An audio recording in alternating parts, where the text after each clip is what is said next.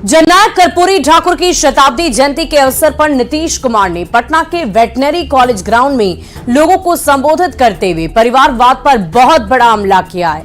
अब बिहार में इस बात पर सियासत काफी तेज हो गई है। परिवारवाद को लेकर नीतीश का हमला आखिर किसके ऊपर है? कि जननायक कर्पूरी ठाकुर जी से ही सीख करके हमने भी अपने किसी परिवार को आज तक नहीं बढ़ाया है, यह पक्का जान लीजिए। समाज के हर वर्ग और हर तबके के उत्थान के लिए लगातार काम हो रहा है। और अंत में जननायक को समर्पित प्रसिद्ध कवि जाबिर हुसैन। मौका जननायक कर्पूरी ठाकुर की जयंती समारोह का था।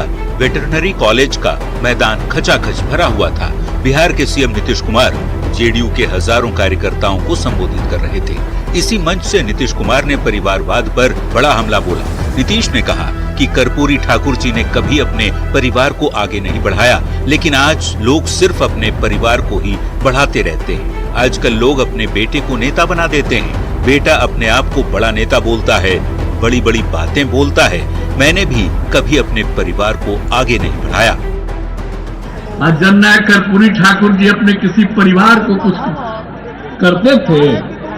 आजकल लोग परिवार का लोग कितना पढ़ता करते रहता है, नेता बनता है। और जब उतने बड़े नेता थे वो अपने किसी लड़के को करने नहीं तो चले गए। और एक ही बात जान लीजिए कि जननायक कर्पूरी ठाकुर जी से ही सीख करके हमने भी अपने किसी परिवार को आज तक नहीं बढ़ाया है।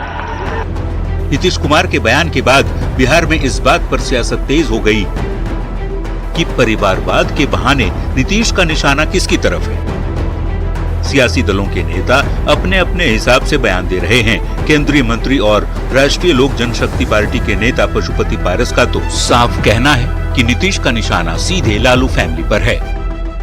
अरे भाई, तो जिस तरफ उनका इशारा है उस गठबंधन में क्यों है मुख्यमंत्री जी? उनका तो साफ साफ इशारा है लालू जी के परिवार की तरफ है। उस गठबंधन से तो उनको इस्तीफा करके आ जाना चाहिए इधर। बीजेपी प्रवक्ता कुंतल कृष्ण ने भी लालू फैमिली पर ही प्रहार किया। साथ ही नीतीश कुमार पर तंज कसते हुए कहा कि परिवारवाद से परहेज है तो लालू परिवार के साथ क्यों है। नीतीश कुमार जी ने तो कर्पूरी जी के विचारों की तिलांजलि उसी दिन दे दी थी जिस दिन लालू प्रसाद जी और उनके परिवार के साथ वो सत्ता सुख भोगने लग गए थे। हालांकि कांग्रेस के प्रवक्ता ज्ञान रंजन कहते हैं कि यदि कोई चुनाव में जीत कर आता है तो उसे परिवारवाद नहीं कहा जा सकता। बहुत सिंपल सी एक बात है कि टिकट अगर मिलने के बाद जनता के दरबार में जाया जाता है और जनता अगर वोट देके उसे जिताती है तो उसको परिवारवाद का सक्षम नहीं दिया बोला जा सकता है। ये सच है कि कर्पूरी ठाकुर ने कभी परिवारवाद को बढ़ावा नहीं दिया। नीतीश कुमार ने भी अभी तक अपने परिवार को सियासत से दूर ही रखा। लेकिन एक बात और सच है कि परिवारवाद का सबसे बड़ा आरोप नेहरू गांधी फैमिली के साथ ही बिहार में लालू प्रसाद पर भी लगता रहा है। सवाल है कि कांग्रेस और लालू की पार्टी आरजेडी के साथ सरकार चला रहे नीतीश कुमार का निशाना आखिर किसकी ओर है। न्यूज 18 के लिए पटना से शैलेंद्र कुमार और अमित कुमार की रिपोर्ट। और चलिए परिवारवाद पर नीतीश के प्रहार को समझिए।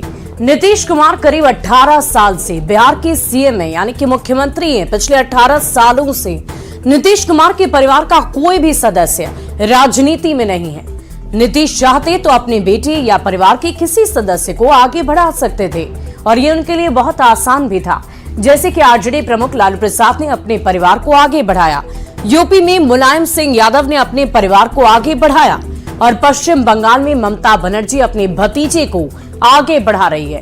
परिवारवाद का सबसे बड़ा आरोप नेहरू और गांधी परिवार पर हमेशा से लगता आ रहा है। कांग्रेस पर अप्रत्यक्ष ही सही नेहरू गांधी परिवार का ही कब्जा है। समझने वाली बात तो ये है कि नीतीश कुमार जिस गठबंधन में उसमें ज्यादातर परिवारवादी पार्टियां ही हैं। इंडी गठबंधन की हम बात कर रहे हैं, टीएमसी की बात की, इसके साथ साथ हमने आरजेडी की बात की और अन्य पार्टियों की भी बात की जिसमें सिर्फ और सिर्फ परिवारवाद ही नजर आता है। जबकि नीतीश कुमार ने परिवारवाद पर निशाना साध दिया है। सवाल उठने लगा है कि नीतीश का निशाना आखिर किसकी तरफ है, क्योंकि जेडीयू और आरजेडी में खटपट की खबरें बहुत दिनों से सियासी गलियारों में चल रही है और ऐसे में विरोधी यही कह रहे हैं कि नीतीश ने परिवारवाद का प्रहार लालू परिवार पर ही किया है। तो अब देखने वाली बात होगी कि क्या वाकई ये प्रहार सिर्फ और सिर्फ लालू परिवार के ऊपर है या यूं ही सियासी बयानबाजी उनकी तरफ से की गई है, क्योंकि कहा तो ये भी जाता है कि सियासत में कोई भी बयान, कोई भी मुलाकात, कोई भी बात यूं ही नहीं कही जाती है। हर बयान के कुछ ना कुछ मायने जरूर होते हैं।